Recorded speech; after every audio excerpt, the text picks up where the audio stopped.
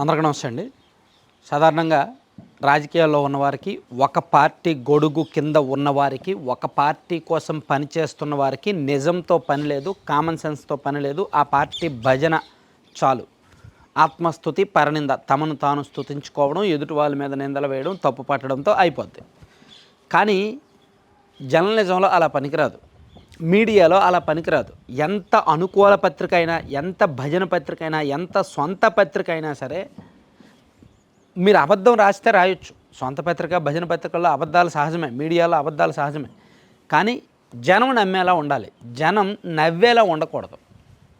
కానీ సాక్షి బహుశా వైఎస్ఆర్ కాంగ్రెస్ పార్టీకి ఈ 11 సీట్లు కూడా మిగిల్చకూడదని కంకణం కట్టుకున్నారేమో సాక్షి వాళ్ళు, సాక్షిలో ఉన్న ఎడిటర్లు, జర్నలిస్టులు. అసలు వైసీపీ అనే పార్టీకి ఇంక రాష్ట్రంలో ఓట్ బ్యాంక్ ఉండకూడదు, జగన్మోహన్ రెడ్డి గారికి డబుల్ డిజిట్ కూడా రాకూడదని చాలా స్ట్రాంగ్గా ఫిక్స్ అయ్యారేమో. పిచ్చి పిచ్చి వార్తలు రాసి పడేస్తున్నారు. క్రెడిట్ చోరీ అనే పదం మీద ప్రతిరోజు టార్గెట్ పెట్టుకొని మరీ వార్తలు రాస్తున్నట్టున్నారు. అందులో ఈరోజు రాసిన ఒక వార్త అయితే మరీ వింత విడ్డూరం అనిపించింది నాకైతే.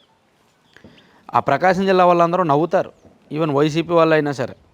ఈరోజు ఏం రాశారంటే, వెలుగొండను కొట్టేద్దాం, ప్రాజెక్టును పూర్తి చేయకపోయినా మరో క్రెడిట్ చోరీకి సిద్ధమవుతున్న చంద్రబాబు అని రాశారు. అంటే వెలుగొండ ప్రాజెక్టు పూర్తి అవ్వలేదు, అయినా సరే చంద్రబాబు గారు ఆ క్రెడిట్ కొట్టేయడానికి రెడీ అవుతున్నారు అని. ఎందుకు నవ్వుతున్నానంటే, నిజానికి వెలుగొండ ప్రాజెక్టు పాపం పుణ్యం ఏదైనా చంద్రబాబు గారికి ఎక్కువ వస్తుంది. దీన్ని 1996 మార్చి 5వ తేదీన చంద్రబాబు నాయుడు గారు, అప్పటి సీఎం చంద్రబాబు నాయుడు గారు శంకుస్థాపన చేశారు. 1996 మార్చి 6వ తేదీన, మార్చి 5-6 తేదీలో శంకుస్థాపన చేశారు. ఈ ప్రకాశం జిల్లాలోని గొట్టిపడియ అనే ఊరి దగ్గర శంకుస్థాపన చేశారు ఆయన. ఇప్పటికే అక్కడ శిలాఫలకం అలాగే ఉంటుంది, వెళ్ళి చూడొచ్చు కావాలంటే. అయితే దీనికి భూసేకరణ జరగలేదు, ముందస్తు అనుమతులు తీసుకోలేదు, అటవీ శాఖ అనుమతులు రాలేదు, సాంకేతిక అనుమతులు రాకపోవడంతో 2004 వరకు, అంటే ఆయన ముఖ్యమంత్రిగా ఉన్న ఆ 8 ఏళ్ళు కూడా ఇంచి కూడా పనులు కదలలేదు. శంకుస్థాపన అయితే చేశారు, ఈవెన్ డిపిఆర్ కూడా సిద్ధం కావలేదు. ఆయన దిగిపోయే సమయానికి డిపిఆర్ కూడా రెడీ అవ్వలేదు. అటవీ శాఖ అనుమతులు, పూర్తి స్థాయి అనుమతులు 2001లో వచ్చాయి. 1996లో శంకుస్థాపన చేస్తే 2001లో అన్ని రకాల అనుమతులు వచ్చాయి. అనుమతులు వచ్చాక డిపిఆర్కి వెళ్ళారు. ఈలోగా పుణ్యకాలం కాస్త పూర్తయిపోయి ఎన్నికల్లో ఓడిపోయారు.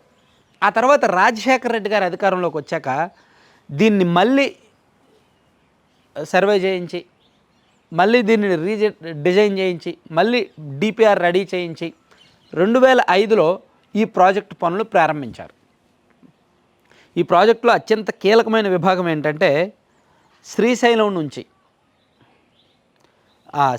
నుంచి కొండల మధ్యలోంచి సొరంగాల ద్వారా, శ్రీశైలం నుంచి 22 కిలోమీటర్లు ప్రయాణించి, సొరంగాల్లోనే దాదాపుగా 18.5 కిలోమీటర్లు ప్రయాణించి, ఈ ఎర్రగొండపాలెం నియోజకవర్గంలో ఒక చోట 58 టీఎంసీలు వస్తాయన్నమాట నీళ్ళు. శ్రీశైలం వాటర్ని, బ్యాక్ వాటర్ని తీసుకొస్తారు, హెడ్ రెగ్యులేటర్ ద్వారా, ఈ సొరంగాల ద్వారా తీసుకొస్తారు. తీసుకొచ్చి అక్కడి నుంచి ప్రకాశం జిల్లాలో ఒక 6 నియోజకవర్గాలు, అండ్ నెల్లూరు జిల్లాలో ఒక 2 నియోజకవర్గాలు, కడప జిల్లాలో ఒక నియోజకవర్గానికి నీళ్ళు ఇస్తారు. మొత్తం సుమారుగా 4.5 లక్షల ఎకరాలకి సాగునీరు అనమాట. 15 లక్షల మందికి తాగునీరు ఈ ప్రాజెక్టు లక్ష్యం. ఇక్కడ ఈ సొరంగాల తవ్వకం చాలా కీలకం. కొండల్లో పెద్ద పెద్ద బండరాళ్ళు ఉంటాయి, వాటిని తొలుచుకుంటూ వెళ్ళి సొరంగం తవ్వాలి మధ్యలో. ఇది 2005లో వైఎస్ రాజశేఖర రెడ్డి గారు ముఖ్యమంత్రిగా ఉన్నప్పుడు, 2009 మధ్యలో ఆయన దిగిపోయే నాటికి మొదటి సొరంగం 18.820 కిలోమీటర్లు, అంటే 18 కిలోమీటర్ల 820 మీటర్లు. దీనిలో ఒక 60% వరకు 2009లో రాజశేఖర రెడ్డి గారు దిగిపోయే సమయానికి పూర్తయిందండి. అంటే సుమారుగా 1 కిలోమీటర్ తవ్వారండి. రెండో సొరంగం 18 కిలోమీటర్ల 830 మీటర్లు.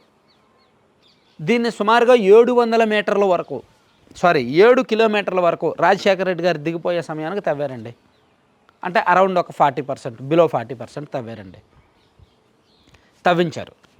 ఆ తర్వాత రాజశేఖర రెడ్డి గారు మరణానంతరం ఈ ప్రాజెక్టు పనులు ముందుకు వెళ్ళలేదు. కిరణ్ కుమార్ రెడ్డి గారు పట్టించుకోలేదు, రోషయ్య గారు పట్టించుకోలేదు. మళ్ళీ 2014లో చంద్రబాబు గారు సీఎం అయిన తర్వాత, అరే ఈ ప్రాజెక్టుకి నేనే శంకుస్థాపన చేశాను, నేనే దీని వెంట పడాలి అని చెప్పి కొంచెం స్పీడప్ చేయించారు. కానీ ఆ పనులు అప్పటికే క్లిష్టమైన పనులు అయిపోయినాయి, చాలా టఫెస్ట్ వర్క్స్ అయిపోయినాయి అనమాట. నేను కూడా సొరంగాల్లోకి వెళ్ళి చూశాను. అప్పుడు 2017, 18 ఆ టైంలో నేను కూడా హెడ్ రెగ్యులేటర్ వర్క్స్కి సొరంగాల దగ్గరికి వెళ్ళి చూసేవాడిని.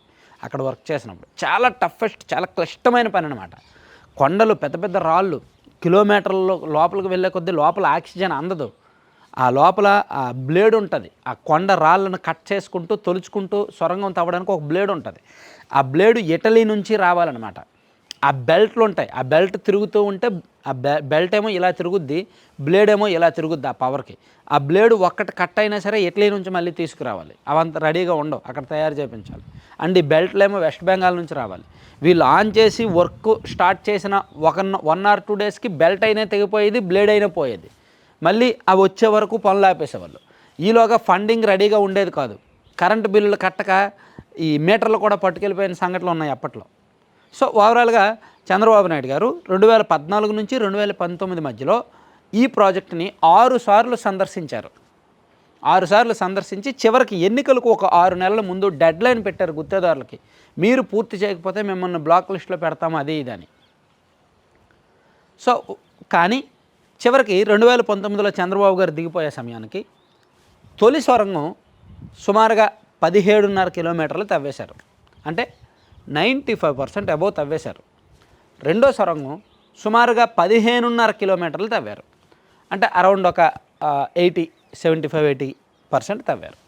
ఆ తర్వాత జగన్మోహన్ రెడ్డి గారు సీఎం అయ్యాక 2019లో జగన్మోహన్ రెడ్డి గారు గెలిచాక మిగిలిన సొరంగాల తవ్వకం పూర్తి చేశారు. అంటే ఇక్కడ ఓవరాల్ సొరంగాల తవ్వకంలో 2 సొరంగాలు కలుపుకుంటే రాజశేఖర రెడ్డి గారికి ఒక 50% ఇస్తే, చంద్రబాబు నాయుడు గారికి ఒక 40% ఇస్తే 10% మాత్రమే జగన్మోహన్ రెడ్డి గారికి ఇవ్వాలి. సో ఇక్కడ క్రెడిట్ ఎవరిది? ప్లస్ చంద్రబాబు నాయుడు గారు ఉన్నప్పుడు కొంతవరకు భూసేకరణ స్పీడ్గా జరిగింది, అండ్ R&R ప్యాకేజీ కొంతవరకు ఇచ్చారు, ఇంకా చాలా చోట్ల ఇవ్వలేదులే. అండ్ ఈ గ్యాప్స్ ఫిల్ చేశారు 3 చోట్ల, కాకర్ల, గొట్టిపడియ, గుండంచర్ల, ఆ 3 చోట్ల గ్యాప్స్ ఫిల్ చేశారు. ముంపు గ్రామాలను కొన్నింటిని తరలించేందుకు అక్కడ పునరావాస కాలనీ నిర్మాణం కొంత చేశారు 17, 18 ఆ టైంలో. సో ఇదంతా కొన్ని వర్క్స్ జరిగాయి. జగన్మోహన్ రెడ్డి గారు 5 ఏళ్ళ అధికారంలో ఉన్న ఇవేమీ జరగల. అట్లీస్ట్ ప్యాకేజీ కూడా ఇవ్వలేదు, వాళ్ళు ఇవ్వలేదు, వీళ్ళు ఇవ్వలేదు, ప్యాకేజీ ఫైనల్ చేయలేదు. ఇప్పుడు తీరా వచ్చేసరికి క్రెడిట్ మొత్తం జగన్మోహన్ రెడ్డి గారిదే అనేటట్టు రాసుకుంటున్నారు. ఎప్పుడు చరిత్ర అది? 1996 నాటి చరిత్ర అది. వెలుగొండ ప్రాజెక్టు. రాజశేఖర రెడ్డి గారికి కొంత క్రెడిట్ ఇవ్వాలి, చంద్రబాబు నాయుడు గారికి కొంత క్రెడిట్ ఇవ్వాలి. దానిలో పాపం పుణ్యం ఏదైనా ఉందంటే వాళ్ళిద్దరికే ఇవ్వాలి. సో కొంతవరకు టెక్నికల్గాను ఇతరత్ర బ్యాక్ అండ్ వర్క్ చేశారు కాబట్టి చంద్రబాబు గారికి ఇవ్వాలి. వీళ్ళకేం సంబంధం వైసీపీ వాళ్ళకి? వీళ్ళు ఉన్నప్పుడు జస్ట్ ఆ మిగిలిపోయిన సొరంగం తవ్వకం పూర్తి చేశారు, హెడ్ రెగ్యులేటర్ వర్క్స్ పూర్తి చేశారు, అంతే. ఆ మాత్రం దానికి క్రెడిట్ వీళ్ళకి ఇచ్చేయాలా? 5 సంవత్సరాలు అధికారంలో ఉన్నారేమో, అన్ని క్రెడిట్లు వీళ్ళే అంటున్నారు. ఎక్కడ ఏం మంచి జరిగినా వీళ్ళదే క్రెడిట్ అంటారు. 5 ఏళ్ళే పరిపాలించింది. ఆ 5 సంవత్సరాల్లో ఎన్ని దరిద్రాలు ఉన్నాయో, ఎంత చెత్త ఉందో, చెత్త చెదారమంతా పక్కన పెట్టేశారు. కాస్తో కూస్తో కొన్ని ప్రాజెక్టులు, కొన్ని పోర్టులకు శంకుస్థాపన చేసినట్టున్నారు. దానికి క్రెడిట్ కోసం ఒకదంపుడు రాతలు రాస్తున్నారనమాట. సరే ఏదైనా రాసుకోవచ్చు, కానీ మరీ 1996 నుంచి ఉన్న చరిత్ర 30 ఏళ్ల కిందట ప్రాజెక్టు గురించి కూడా మాకే క్రెడిట్ అని రాస్తే కొంచెం విడ్డూరంగా ఉందన్నమాట. ముఖ్యంగా ఆ ప్రాంతంలో ఆ పశ్చిమ ప్రకాశం వాళ్ళు మరి నవ్వుకుంటున్నారు ఇది చూసి. Thank you.